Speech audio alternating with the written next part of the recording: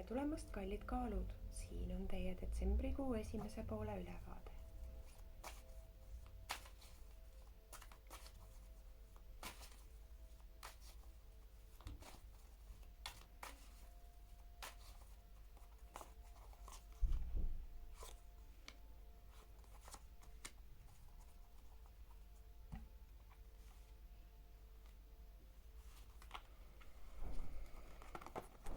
Niisiis, on aeg edasi liikuda. Te ei saa kinni hoida sellest, mis on läinud, kuigi nii-öelda edasiliikumine võib olla hirmutav, ometigi on ta ka vabastav. See, et te seda täna ei näe, see ei tähenda, et seda olemas ei ole. Te hoiate enda jaoks kinni praegu nende lõpetamata asjadega hästi palju uusi asju, mida uue aasta energia saaks teie ellu tuua. Aga need lõpetamata asjad, kui need siia aastasse maha ei jäeta, ja just aasta esimesel poolel detsembri esimesel poolel peaks sellega tegelema, sest detsembri teine pool toob teie ellu juba uusi vihjeid sellele, mis hakkab toimuma järgmisel aastal teie elus. See aastakümne üleminek on üsna oluline ja seetõttu detsembrikuu esimesel poolel peaks nüüd lahti laskma kõigest sellest, mis tegelikult on juba läinud.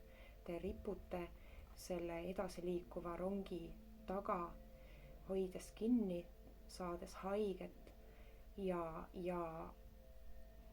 jaksu teil ega lootustki ei ole teil tegelikult ennast üles tõmmata sinna rongi peale.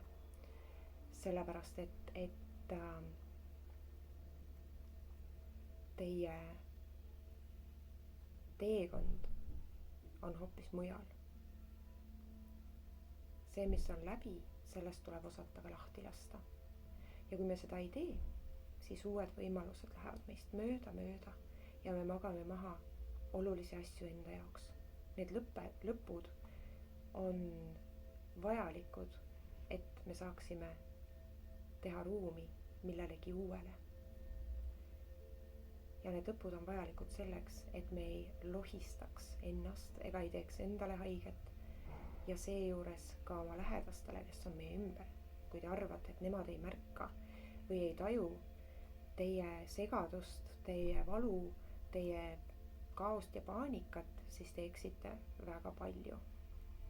Kui te tahate, et teie lähedased teie ümber